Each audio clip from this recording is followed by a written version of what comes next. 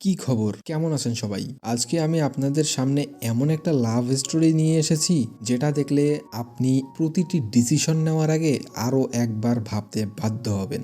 আর এটাও দেখতে পারবেন যে শুধু নিজের ভালোবাসার জন্য একটা ছেলে কতটা ত্যাগ স্বীকার করতে পারে, অথচ আজকালকার মেয়েদের কাছে এসব কিছুই নয়, তাদের কাছে টাকাটাই সব। তো আর কথা না বাড়িয়ে চলুন চলে যাই মূল স্টোরিতে।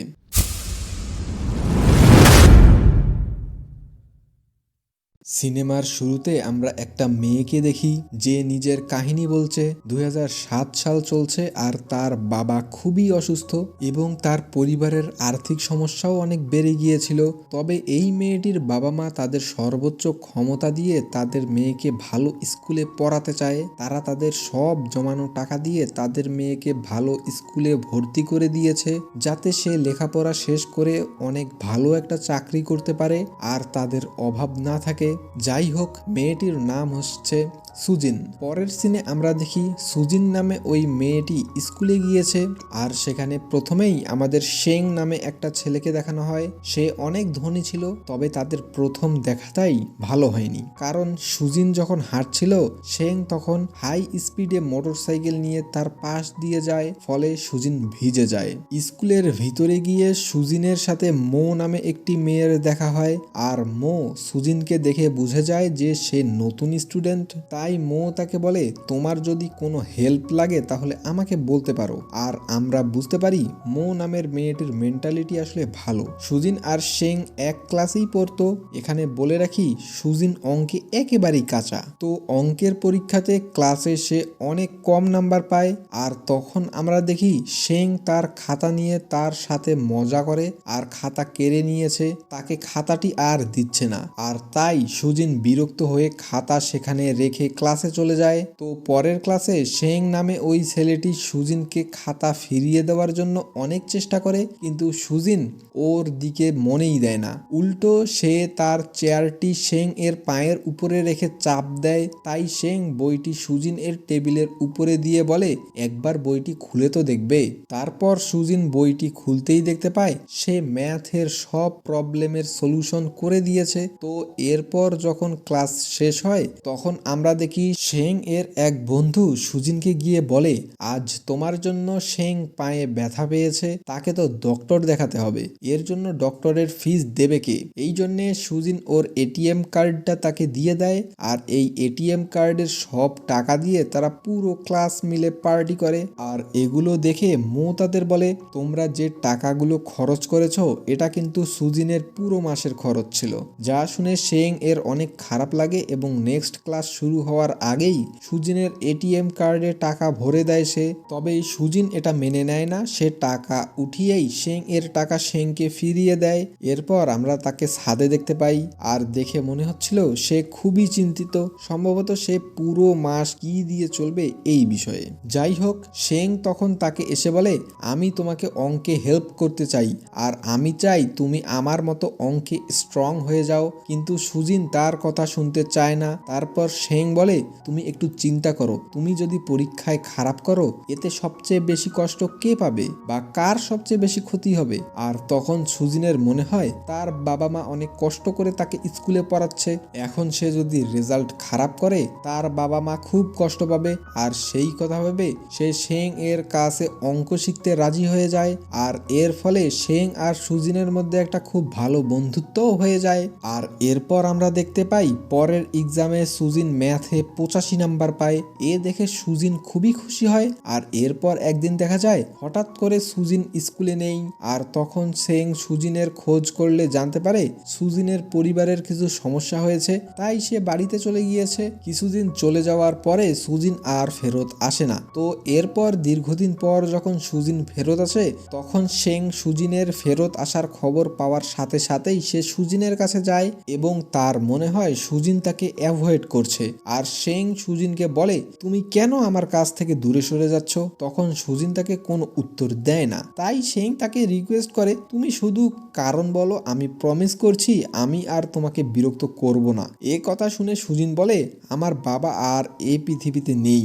এ কথা বলেই সে অনেক কান্না করা শুরু করে দেয় আর মাঠের দিকে দৌড়ানো শুরু করে, মানে শেং এর কাছ থেকে দূরে যাওয়ার চেষ্টা করে। তো শেং যেহেতু কথা দিয়েছে আর তাকে বিরক্ত করবে না, তাই শেং তাকে সেখানে রেখেই চলে যায় যাতে সুজিন নিজে নিজে ঠিক হয়ে যেতে পারে আর তার মনটাও যেন ঠিক হয়, সে যেন পড়াশোনায় মন দিতে পারে। তো এরপর 2 বছর শেং আর সুজিন একই ক্লাসে পড়লেও কেউ কারোর সাথে কথা বলে না। তো এরপর আমরা দেখি এসএসসি পরীক্ষা শেষ, তারা স্কুল ছেড়ে দেবে, তাই বিদায়ী অনুষ্ঠানের পার্টি রাখা হয়েছে এবং আমরা এই পার্টিতে দেখি শেং সুজিনের থেকে অনেক দূরে ছিল। আর মো সুজিনের কাছে গিয়ে বলে তুমি যেদিন থেকে শেং এর কাছ থেকে দূরে চলে গিয়েছো সেদিন থেকে শেং অনেক বদলে গিয়েছে, আগের মতো আনন্দ করা শেং এখন ভুলেই গিয়েছে। এ কথা শুনে সুজিন অনেক কষ্ট পায় আর তখনই আমরা দেখি তার প্রমিস ভেঙে সাহস করে শেং সুজিনের কাছে কথা বলতে আসে। পরে সবাই একসাথে ড্যান্স করা শুরু করে দেয় সেই অনুষ্ঠানে আর শেং সুজিনকে ড্যান্স করার জন্য মানিয়ে নেয়। তারা সবাই একসাথে ড্যান্স করতে থাকে, তারপর হঠাৎ করেই বিদ্যুৎ চলে যায় আর এই সুযোগে শেং সুজিনকে জড়িয়ে ধরে আর তখনই কারেন্ট চলে আসে এবং সুজিন সেখান থেকে চলে যায়। তার পিছু পিছু শেংও যায় এবং শেং তাকে বলে আমি তোমাকে অনেক ভালোবাসি, প্লিজ তুমি আমার পার্টনার হয়ে যাও। চীনে আসলে বিয়ে করতে হয় না, তারা বিয়ে না করেই একসাথে থাকে আর এটাকে লিভ ইন বলে। আর শেং বলে আমরা দুজনে একসাথে থাকবো এবং একসাথে পড়াশোনাও করব, কিন্তু সুজিন কিছুই বলে না এবং চুপ থাকে। কিন্তু হঠাৎ করেই সে শেংকে কিস করে দেয় আর এর ফলে শেং এটাকে পজিটিভলি নিয়ে নেয় আর তখন সুজিন সেখান থেকে চলে যায় আর আমরা দেখি সুজিন কান্না করছে।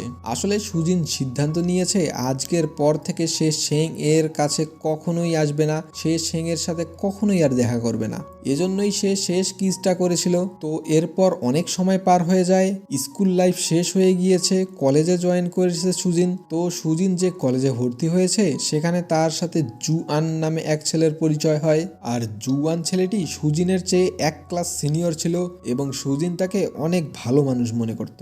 জুয়ান আসলে সুজিনের অনেক খেয়াল রাখতো, এছাড়াও তারা একসাথে পার্ট টাইম জবও করত। তো দীর্ঘদিন একসাথে কাটানোর ফলে সুজিন জুয়ানের মধ্যে একটা ভালো সম্পর্ক গড়ে ওঠে।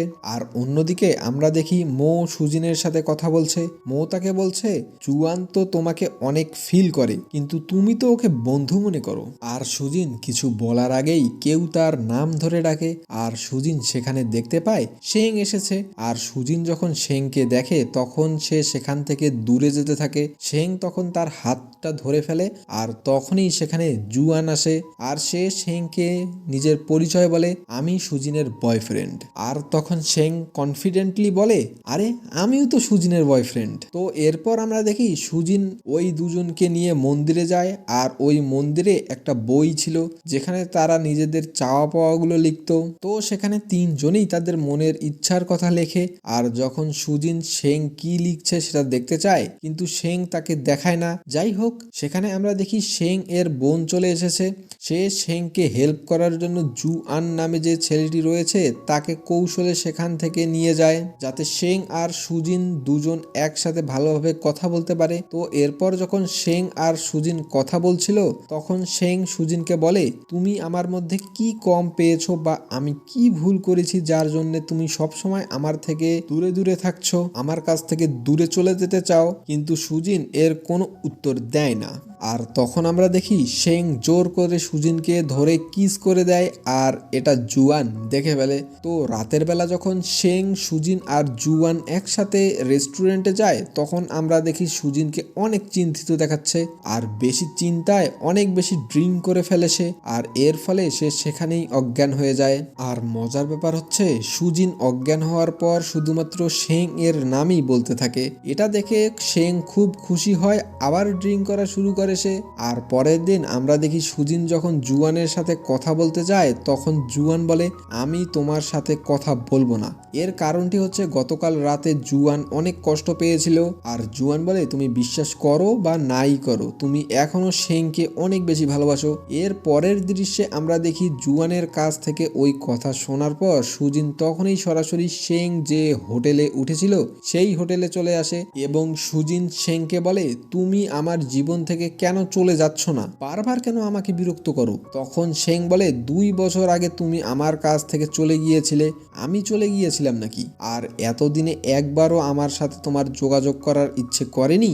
সুজিন বলে আগ্রহ তোমার ছিল, তুমি আমাকে জোর করে অঙ্কে হেল্প করেছো, তুমি জোর করে আমাকে গার্লফ্রেন্ড বানিয়েছিলে, আর সারা জীবন তুমি আমার পেছনে পেছনে পড়েছিলে, আমি তোমাকে কখনো বলিনি এসব করতে।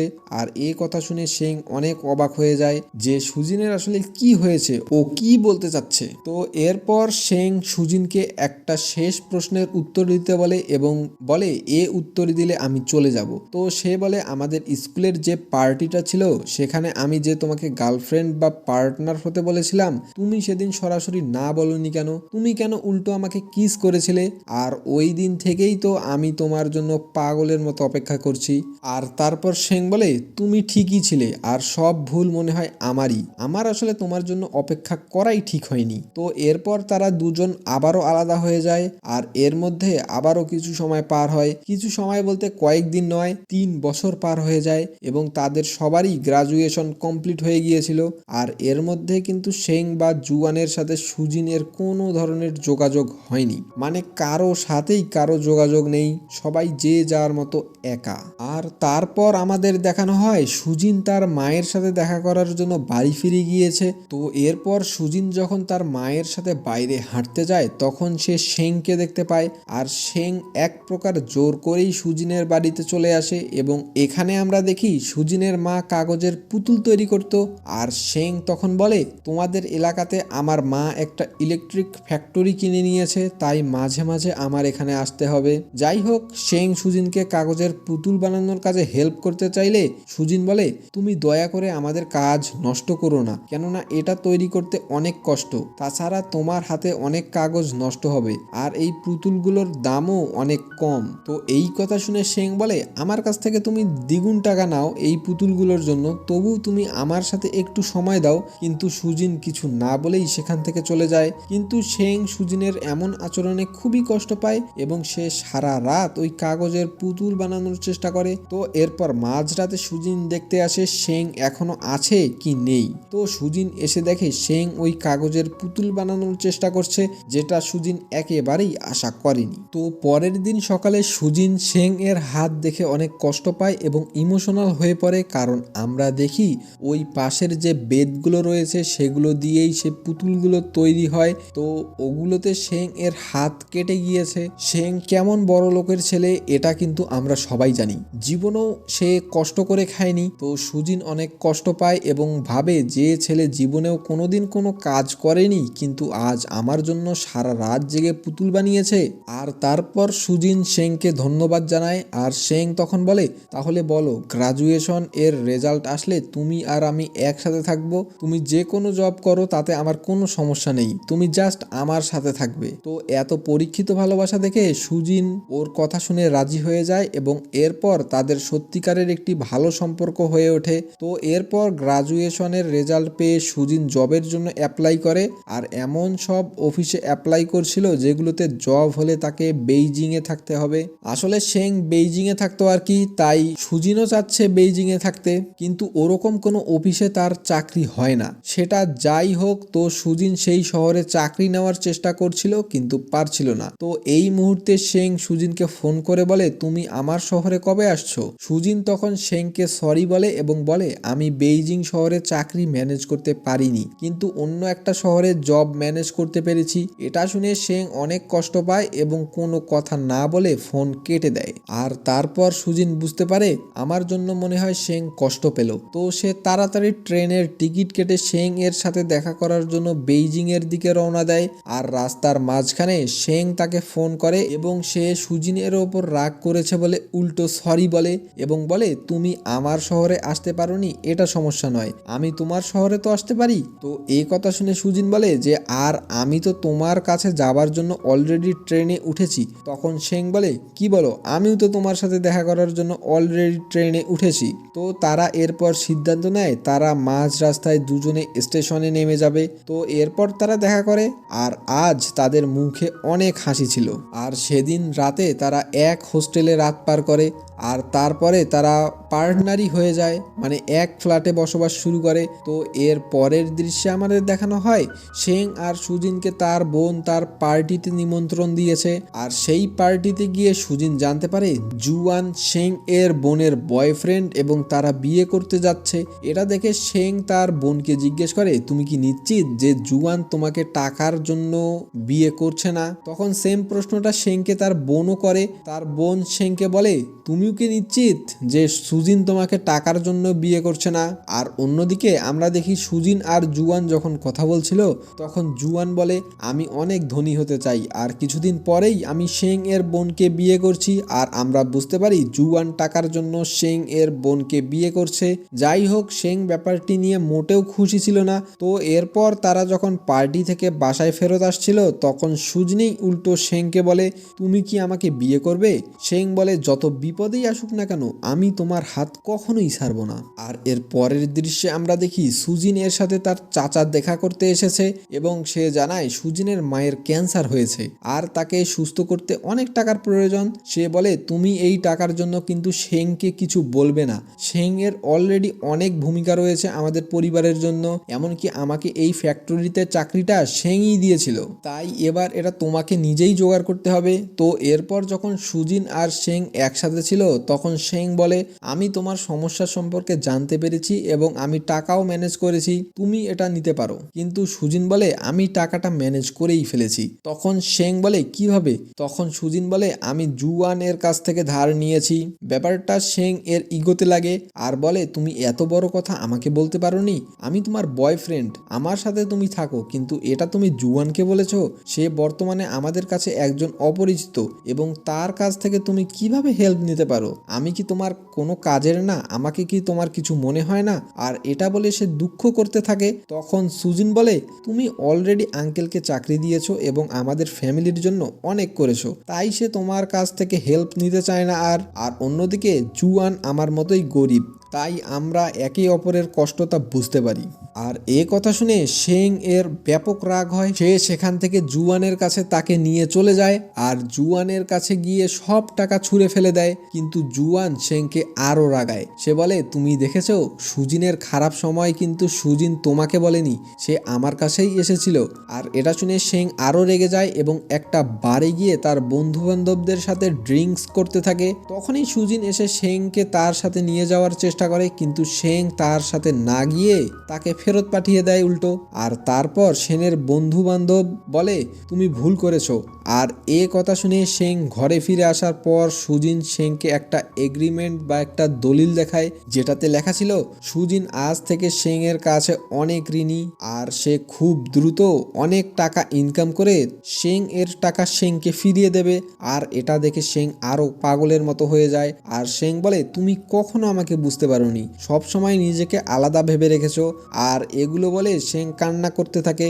আর তখন সুজিন শেংকে শান্ত করার জন্য শেংকে একটা কিস করে, কিন্তু শেং থামে না। শেং বলে 2007 সাল থেকে আমরা একসাথে রয়েছি, কিন্তু আজ পর্যন্ত তুমি আমাকে নিজের বলে ভাবতে পারোনি, তুমি সবসময় নিজেকে আলাদা করে রেখেছো। আসলে আমার মনে হয় আমরা একজন আরেকজনের জন্য তৈরি হইনি, তাই আমাদের আলাদা হয়ে যাওয়াই উচিত। আর এরপর শেং ব্রেকআপ করে। আর এভাবে আরো 2 বছর হয়ে যায়। এবার আসে 2014 সাল আর আমরা দেখি সুজিন সেই মন্দিরে গিয়েছে নিজের ইচ্ছার কথা বইয়ে লিখতে। আর তখনই সুজিনের মনে পড়ে শেং তো অনেক আগে এখানে একটা ইচ্ছার কথা লিখেছিল। তো তখন সে মন্দিরের সব বইগুলো ঘেটে শেং কি লিখেছিল সেটা দেখার চেষ্টা করে।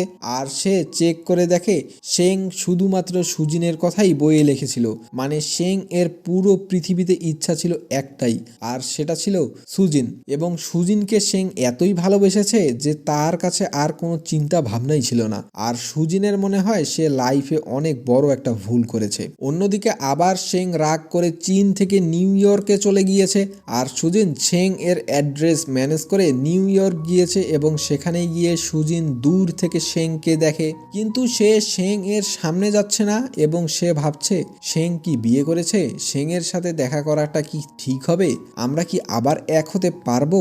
আর এখানেই সিনেমাটি শেষ হয়ে যায়। আর মজার ব্যাপার হচ্ছে সিনেমাটি এভাবেই শেষ হয়ে যায় না, এর পোস্ট ক্রেডিট সিনে আমাদের দেখানো হয় যে সুজিন শেংকে একটি অন্য মহিলার সাথে দেখতে পায় আর সুজিন এটা ভাবে সে হয়তো শেং এর ওয়াইফ। কিন্তু সুজিন যখন ফিরে যাচ্ছিল তখন শেং গাড়ি থেকে সুজিনকে দেখতে পায় এবং সে গাড়ি থেকে নেমে তার পিছু নিলেও তাকে আর খুঁজে পায় না। এভাবে অনেকগুলো দিন কেটে যায় আর শেং কিন্তু সুজিনকেই খুঁজছিল।